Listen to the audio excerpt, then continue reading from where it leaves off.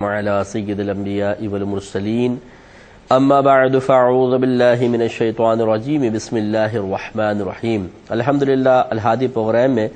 مختلف موضوعات پر کلام کرتے ہوئے پچھلے جو ہم نے 2 پروگرام کیے اس میں لے پالک بچوں کے بارے میں، خاندان اور نسب کو بدل دینے کے بارے میں، ان کے سلسلے میں جھوٹ بولنے کے بارے میں اور نادانستہ طور پہ ان خطاؤں میں مبتلا ہونے کے بارے میں تفصیلی کلام ہوا۔ آج ہم ایک اور موضوع کی طرف آتے ہیں اور وہ ہے شعر و شاعری کا موضوع۔ قرآن عظیم شعر و شاعری کے بارے میں بھی کلام کرتا ہے اور شعراء کے بارے میں بھی۔ اس جو آیت جو ابھی میں آپ کی خدمت میں پیش کروں گا آیات، یہ سورۃ الشعراء کی ہی ہے، اور اس میں اللہ تعالیٰ نے شعراء کی مذمت فرمائی ہے، انہیں برا قرار دیا ہے، ان کے شعروں کو شیطان کا ایک اثر قرار دیا ہے، لیکن ہر شاعر کے بارے میں نہیں، بلکہ جو اچھے شعر کہنے والے ہیں ان کی مدح فرمائی ہے اور ان کے لیے بلکہ انعامات کا ذکر کیا ہے۔ تو ہم یہ دیکھیں گے ان آیت کے تناظر میں کہ کون شاعر قابل مذمت ہے، کن کی مدح اور ثنا کی گئی ہے، کون سے شعر برے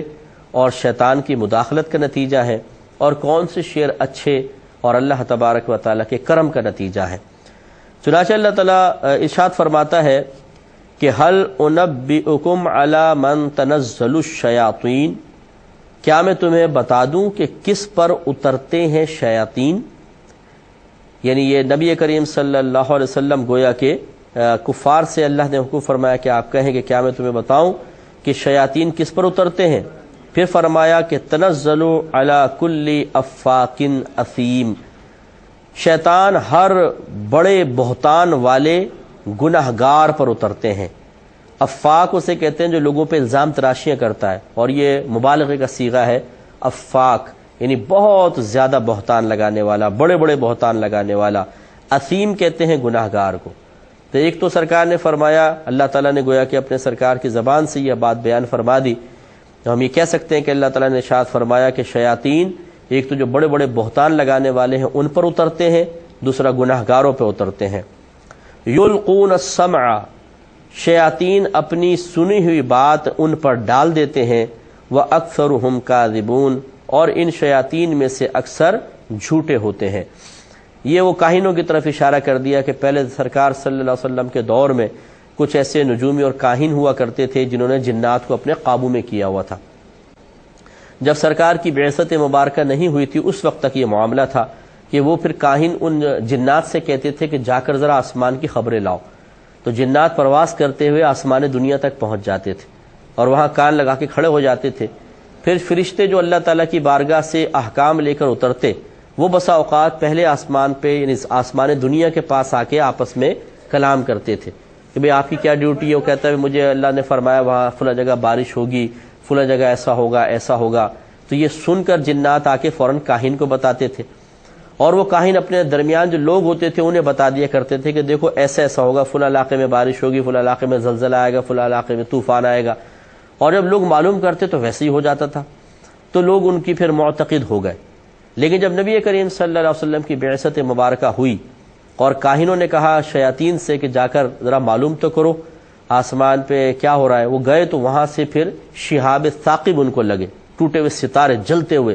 وہ جنات کو پڑے تو بھاگے، اور جنات نے آ کر کہا کہ بھئی اب کوئی ایسا مسئلہ ہو گیا ہے بہت بڑا کہ ہمارا داخلہ آسمان کے اوپر بند کر دیا گیا ہے۔ گویا کہ یہ بھی ایک اللہ تعالیٰ کی طرف سے انتظام تھا کہ پہلے آسمانی خبریں گویا کہ خود اللہ نے ایک موقع دیا ہوا تھا کہ وہ منکشف ہو جاتی تھیں، پتہ چل جایا کرتا تھا، لیکن جب ہمارے نبی کریم صلی اللہ علیہ وسلم کائنات میں باقاعدہ دنیا میں جلوہ افروز ہو گئے ظاہری اعتبار سے، تو اس کا سلسلہ بند کر دیا گیا تاکہ اب اگر کوئی مستقبل کی خبر دے گا تو وہ صرف نبی کریم صلی اللہ علیہ وسلم ہوں گے اور وہ اللہ کی عطا سے سچی خبریں دیں گے۔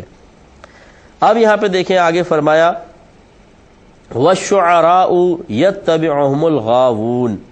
اور شاعروں کی پیروی گمراہ کیا کرتے ہیں، یعنی گمراہ لوگ اس شاعروں کے پیچھے چلتے ہیں۔ أَلَمْ تَرَ، کیا تم نہیں دیکھتے ہو کہ انہم فی کل وادی یہیمون، کہ وہ ہر قسم کی وادی میں گھومتے رہتے ہیں، یعنی ہر قسم کی وادی کا مطلب ان کے پاس کوئی ایک موضوع نہیں ہوتا جس کو ہم پاکیزہ موضوع قرار دیں، بلکہ جو ان کا دل چاہتا ہے وہ تصور ذہن میں آتا ہے، اچھا ہو گندا ہو فحش ہو، وہ اس کو شعر کی شکل میں ڈھال کر اور بیان کر دیا کرتے ہیں۔ وَأَنَّهُمْ يَقُولُونَ مَا لَا يَفْعَلُونَ، اور وہ کہتے ہیں جو وہ کرتے نہیں ہیں، یعنی بڑے بڑے اپنے بارے میں مبالغہ آرائیاں کرتے ہیں شعراء، لیکن وہ ایسے کام اپنے بارے میں منسوب کر کے درج کرتے ہیں شعر کے اندر جس کو وہ خود نہیں کرتے ہیں، یہ بھی قابل مذمت ہے۔ تو یہ برے شعراء کا تذکرہ۔ پھر اچھے کی طرف آئے کہ إِلَّا الَّذِينَ آمَنُوا وَعَمِلُوا الصَّالِحَاتِ، مگر وہ جو ایمان لائے اور انہوں نے اچھے کام کیے۔ وَذَكَرُوا اللَّهَ كَثِيرًا وَانتَصَرُوا مِن بَعْدِ مَا ظُلِمُوا، اور بکثرت اللہ تبارک و تعالیٰ کا ذکر کیا اور بدلہ لیا اس کے بعد کہ ان پر ظلم ہوا، یعنی جو ظلم کیا گیا تھا کفار کی طرف سے، اللہ تعالیٰ کی راہ میں جہاد کر کے اس کا بدلہ لیا۔ وَسَيَعْلَمُ الَّذِينَ ظَلَمُوا، اور عنقریب جان لیں گے ظالم، أَيَّ مُنْقَلِبٍ يَنْقَلِبُونَ، کہ کس کروٹ پہ وہ پلٹا کھاتے ہیں۔ تو ہمارے جو موضوع بحث آیات ہیں وہ یہ ہیں کہ اللہ تعالیٰ نے فرمایا کہ وَالشُّعَرَاءُ يَتَّبِعُهُمُ الْغَاوُونَ أَلَمْ تَرَ أَنَّهُمْ فِي كُلِّ وَادٍ يَهِيمُونَ، اور یہ شاعروں کی پیروی صرف گمراہ کرتے ہیں، کیا تم نے نہیں دیکھا کہ وہ ہر قسم کی وادی میں گھومتے پھرتے رہتے ہیں۔ وَأَنَّهُمْ يَقُولُونَ مَا لَا يَفْعَلُونَ، اور بے شک وہ کہتے ہیں جو وہ کرتے نہیں ہیں۔ تو دیکھیں شاعر دو طرح کے ہوتے ہیں، ایک تو وہ ہوتے ہیں کہ جو کسی ایک مطلب خاص موضوع پر شعر لکھتے ہیں اور قیودات شرعیہ کا لحاظ رکھتے ہیں، مثال کے طور پہ اللہ تعالیٰ کی حمد بیان کرنا، نبی کریم صلی اللہ علیہ وسلم کی نعتیں لکھنا اور اکابرین کی منقبتیں لکھنا، ان کے لیے تعریفی اشعار لکھنا، یا اخلاقی شعر لکھتے ہیں، پند و نصاحے کے ہوتے ہیں جس میں نصیحتیں ہوتی ہیں، ایسے شعر لکھنا، یہ تمام کے تمام تو منقول ہیں۔ اللہ تبارک و تعالیٰ نے اپنے حبیب کی نثر میں مدح فرمائی ہے، تعریف فرمائی ہے، نبی کریم صلی اللہ علیہ وسلم نے اللہ تعالیٰ کی ثنا کی ہے لیکن نثر میں۔ لیکن صحابہ کرام علیہم الرضوان، خصوصاً جیسے حسان بن ثابت رضی اللہ تعالیٰ عنہ ہیں اور دیگر بہت سارے شعراء تھے کہ جنہوں نے اللہ تعالیٰ کی حمد بھی لکھی ہے نظر شعروں کی شکل میں، سرکار کی تعریف ہے، پھر اکابرین کی منقبتیں ہیں، اور جیسے مثنوی مولانا روم ہے کہ وہ اصلاحی اشعار ہیں۔ تو اس طریقے سے شیخ سعدی رحمۃ اللہ علیہ کے فارسی کے اشعار ہیں بہت سارے جو نصیحتوں پر مشتمل ہیں اور اس میں حکایتیں ذکر کی گئی ہیں۔ تو اس قسم کی جو چیزیں ہوتی ہیں یہ تو کوئی برے نہیں ہیں، یہ اس میں آئے گا کہ الا الذین آمنوا وعملوا الصالحات، مگر وہ جو ایمان لائے اور انہوں نے نیک اعمال کیے، اور ان کا گویا کہ یہ جو شاعری ہوتی ہے یہ دائرہ شریعت میں رہ کر ہوتی ہے۔ قابل مذمت وہ لوگ ہیں کہ جو اس قسم کے اشعار لکھتے ہیں جس سے لوگ گمراہ ہو جائیں، جس سے غفلت پیدا ہو، جس سے ذہن میں گندگی جنم لے، اس قسم کے۔ مثلا بعضوں نے شراب کی مدح میں، شراب کی تعریف میں شعر لکھ ڈالے اور انہیں باقاعدہ پھر وہ گایا بھی گیا، اور پھر وہ لوگوں کے درمیان جب اس قسم کے اشعار شعر کی شکل میں اور پھر میوزک کے ساتھ پڑھے جاتے ہیں تو جو عام قسم کا نوجوان ہوتا ہے وہ بھی بہک سکتا ہے۔ اس طرح محبت کے اشعار، پیار کے، فحش قسم کے اور گندے مضمون پہ مشتمل اشعار، یہ کفار کے اندر بہت زیادہ ہوا کرتے تھے زمانہ جاہلیت میں، آج بھی ہیں۔ اب آپ دیکھیے کہ اگر ایک شخص اچھے اشعار لکھ رہا ہے، ہماری ینگ جنریشن یعنی کوئی نعت کے شعر لکھ رہا ہے، حمد لکھ رہا ہے، شاید اس کی طرف اتنے اٹریکشن محسوس نہ کریں، لیکن اگر ایک نتھو پتھو شاعر، معذرت کے ساتھ میں لفظ استعمال کر رہا ہوں، لیکن ایک عام سا شاعر، اور وہ مطلب چاہے فحش کلامی کرے، چاہے وہ غلط قسم کے اشعار لکھے کہ جن کو پڑھ کر دل میں خواہ گناہ کی ترغیب پیدا ہو، آدمی کا ذہن گندا ہو جائے، کچھ فحش کرنے کو دل چاہے، کچھ ناجائز کام کرنے کو دل چاہے، ان کی آپ خصوصاً یونیورسٹیز میں، کالجز میں، اسکولز میں عزت دیکھ لیں۔ لوگ ان کے شعر، انہیں دیوان خریدتے ہیں اور پھر وہ ان اشعار کو نقل کر کر کے کوئی میسیج پہ بھیج رہا ہے، کوئی لو لیٹر کے اندر لکھ کر بھیج رہا ہے، کوئی کچھ رومالوں کے اوپر لکھ کے بھیج رہے ہیں۔ خیر یہ دور تو اب گزر گیا، لیکن یہ وہ لوگ ہوتے ہیں کہ جو نوجوان نسل کو ایک غلط راستہ دکھاتے ہیں اور اس کے باوجود قوم کے ہیرو بھی بن جاتے ہیں۔ تو میں کسی کا نام نہیں لینا چاہتا ہوں، نہ نام لینا مناسب ہے، خود ہمیں غور کرنا چاہیے کہ ذرا دیکھیے کون کہہ رہا ہے۔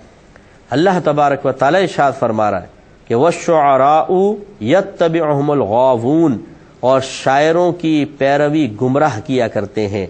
تو اس قسم کے جو شاعر الٹے سیدھے شعر لکھ کر نوجوان نسل کے اخلاق کی بربادی کا سامان کر رہے ہوں، ان کے پیچھے چلنے والے کون ہیں؟ اللہ تعالیٰ فرماتے ہیں وہ گمراہ لوگ ہیں۔ اس سے ہمارے نوجوان بھائی بہن ذرا درس حاصل کریں، جو انٹرنیٹ پر بیٹھ کر ایسی ویب سائٹس کھولتے ہیں جن میں اسی قسم کے اشعار وضع کر کے لکھے ہوتے ہیں، پیار کے شعر، محبت کے، اور الٹے سیدھے گندے اشعار بنا دیے ہوتے ہیں، وہ اس کو کہاں سے اٹھا کر اور کسی کو یہاں بھیج رہے ہیں، وہاں بھیج رہے ہیں، فارورڈ کر رہے ہیں اور بڑے خوش ہو رہے ہیں۔ تو یہ جو جنہوں نے یہ لکھے ہیں اشعار، یہ بھی شاعر ہیں نا، کسی نہ کسی نے تو یہاں لکھے ہیں، اور پھر ہم ان کو لے کر انہیں عام کر رہے ہیں۔ اللہ تبارک و تعالیٰ کہہ رہا ہے کہ جو ان شاعروں کے پیچھے چلتے ہیں وہ گمراہ لوگ ہیں۔ تو سوچئے کہ اگر خدا نہ خواستہ ہمارے کوئی بھائی بہن اس گمراہی میں ہے تو اس کو دور ہو جانا چاہیے۔ اللہ تعالیٰ جس کی سمجھ لیں مذمت یا برائی بیان کرے، اللہ تعالیٰ برائی بیان کرے، اور وہ بھی قرآن عظیم میں، کس قدر یہ بری چیز ہے۔ اگر کوئی ہمیں ہمارے محلے کے اندر برا مشہور کر دے تو کیا ہمیں اچھا لگے گا کہ ہمیں برا کہا جائے، برے القابات سے نوازا جائے، سب کی زبانوں پہ ہمارے لیے برائی آ جائے؟ یقیناً ہم ناپسند کریں گے۔ تو جس کی مذمت، جس کی برائی خود اللہ تعالیٰ بیان فرما رہا ہو، پھر خود سوچئے کہ وہ کس قدر قابل مذمت ہے اور اسے کتنا احساس کرنا چاہیے۔ تو اس لیے یہ شعراء اس قسم کے جو اپنے شعروں سے نوجوان نسل کے اخلاقیات کو تباہ کر رہے ہیں، یہ ہیرو بنانے کے قابل نہیں ہے، یہ زیرو بنانے کے قابل ہے۔ اگر ان کے اشعار نہ پڑھے جائیں، ان کے دیوان نہ خریدے جائیں، اور ان کے اشعار کو اتنا زیادہ میسج میں فارورڈ نہ کیا جائے تو اس قسم کے لوگوں کی حوصلہ شکنی ہو جائے۔ لیکن جب ہم ایک شاعر کو عزت دیتے ہیں، جب اس کے گندے فحش اشعار جو غلط مضامین پر مشتمل ہیں انہیں عام کرتے ہیں، اور ہر شعر کے نیچے اس کا نام بھی لکھ دیتے ہیں، تو یہ دوسروں کی ترغیب کا سبب بنتا ہے۔ دوسرا شاعر بھی اٹھتا ہے، وہ کہتا ہے کہ جیسے شہرت اس کو ملی ہے میں بھی اسی طرح سے شعر لکھ کے شہرت حاصل کروں۔ تو ہم نادانستہ طور پہ اصل میں کسی اور کی ترغیب کا سبب بھی بن رہے ہوتے ہیں۔ اب دوسرا جتنا گناہ کرے گا اس کا وبال ہمارے اوپر بھی ہوگا، کیونکہ ہم اس کی ترغیب کا سبب بنے تھے۔ جو فکر آخرت رکھنے والا ہے، جو آخرت پہ یقین رکھتا ہے،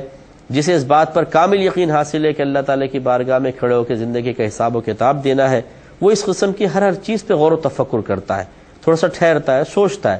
کہ آج میں حفظ نفس کے لیے، اپنے مزے کے لیے، ایک وقت گزاری کے لیے جو کام کر رہا ہوں، کہیں ایسا تو نہیں کہ کل بروز قیامت یہ میرے لیے پچھتاوے کا سبب بن جائے، افسوس کا سبب بن جائے۔ کم از کم اتنا تو ہے، اگر میں آپ کی خدمت میں یہ سوال رکھ دوں کہ اس قسم کے فحش اشعار لکھنے پر میدان معاشر میں اس شاعر کو کیا انعام ملے گا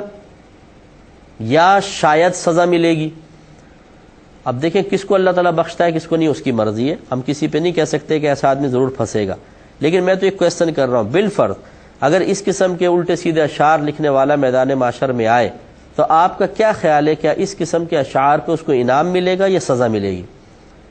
تو آپ یقیناً یہ کہیں گے کہ سزا ملے گی۔ جس کو آپ خود ذہن خود کہہ رہا ہے، آپ کا دل خود کہہ رہا ہے کہ وہ قابل مدح نہیں ہے، وہ اللہ تعالیٰ اس کے رسول کی بارگاہ میں میدان معاشر میں کوئی اعلیٰ مقام حاصل نہیں کرے گا، اسے ہم نے اعلیٰ مقام دیا، ہم اس کے نام کو مشہور کرنے والے ہم ہیں، یہ ہم غلط کر رہے ہیں۔ تو جب ہمیں پتہ ہے کہ یہ میدان معاشر میں شرمندہ ہوگا، اس کے قلم کی سیاہی اس کے لیے باعث بلندی درجات نہیں ہوگی، بلکہ ہر شعر جب اس کا اللہ تعالیٰ کی بارگاہ میں پیش کیا جائے گا محاسبے کے لیے، اس کے حساب کتاب کے لیے، تو اس سے گھبراہٹ ہوگی کہ شاید اس شعر پہ میں پکڑا جاؤں گا، اس شعر پہ مجھے عذاب ہوگا، تو پھر کیا فائدہ ہم بھی اسی لائن میں کھڑے ہو جائیں کہ جس لائن میں ایسے لوگ کھڑے ہوں۔ اس لیے کوشش کرنی چاہیے کہ ایسا نہ ہو۔ اور وہ حضرات جو خود شاعر ہیں، اگر آپ ہماری کوئی بات سن رہے ہیں، بالفرض ویسے تو ان شاعروں کو تو مطلب موقع ہی نہیں ملتا ہوگا، کون دین کی بات سنے، کیونکہ جب عزت حاصل ہو جاتی ہے کہ ایک ایک شعر کے اوپر لوگ واہ واہ واہ واہ کر رہے ہوتے ہیں اور دیوان ہاتھوں ہاتھ بک رہے ہوتے ہیں، تو پھر کون اللہ کی باتیں سنے، کون اس کے رسول کی باتیں سنے؟ پھر تو اچھے شیطان خواب دکھاتا ہے کہ جیسی عزت تمہیں یہاں ملی ہے، میدان معاشر میں بھی تمہیں ایسی عزت مل جائے گی، وہاں پہ بھی لوگ بیٹھے ہوں گے، تم شعر سنا رہے ہوں گے۔ لیکن کاش قرآن پڑھا ہوتا تو پھر یہ خوش فہمی سے انسان باہر نکل آتا۔ بہرحال اگر کوئی شاعر بھائی یا شاعر بہن ہم سے ہماری بات سن رہے ہیں اور آپ نے کچھ اس قسم کے اشعار لکھے تھے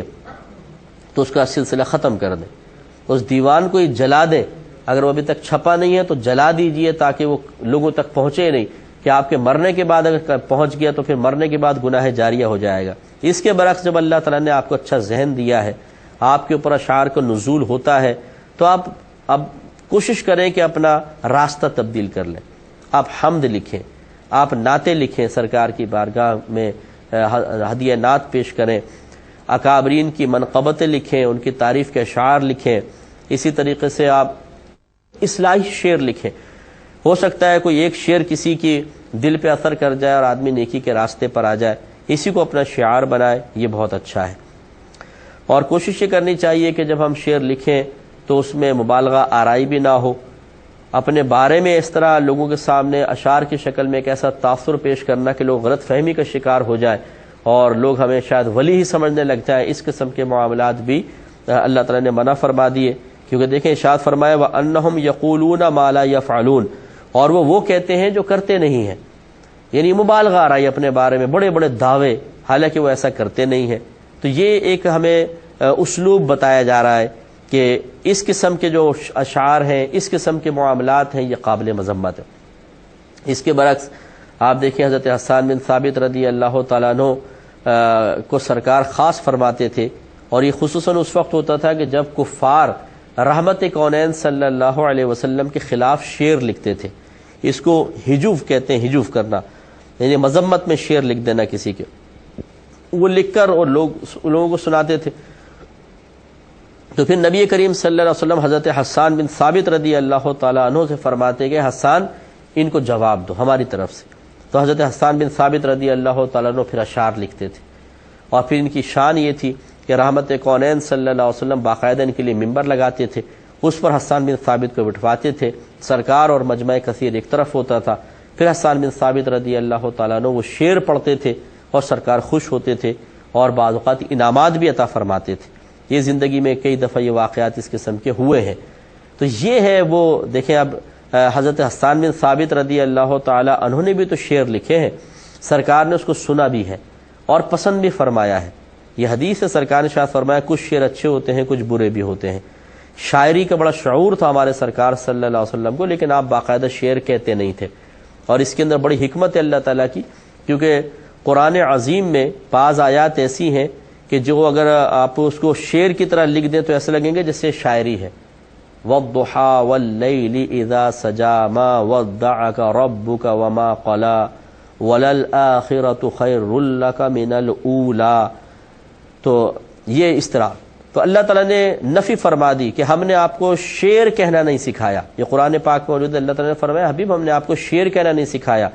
تاکہ اگر کوئی خدا نخواستہ قرآن کو شعر کہنے کی کوشش کرے تو اس کی نفی ہو جائے کہ نہیں. یہ نثر کے اندر اللہ تعالیٰ نے اس طرح بیان فرمایا ہے، اس کو رعایت سجع کہتے ہیں، لیکن یہ شعر نہیں ہے. تو بہرحال شعر کہنا منع بھی نہیں ہے، لیکن اچھے شعر ہونے چاہیے. اللہ تعالیٰ ہمارے تمام شاعر بھائی بہنوں کو اچھے اور پاکیزہ شعر کہنے کی توفیق عطا فرمائے، برے شعروں کو ختم کرنے کی توفیق عطا فرمائے، اور سننے والوں کو اچھے شعر سن کر ان کی تعریف کرنے کی توفیق عطا فرمائے، برے شعروں کی حوصلہ افزائی کر کے ان کو عام کرنے سے بچنے کی، اور اس قسم کے لوگوں کی حوصلہ افزائی کرنے سے بچنے کی توفیق عطا فرمائے. آمین. وآخر دعوانا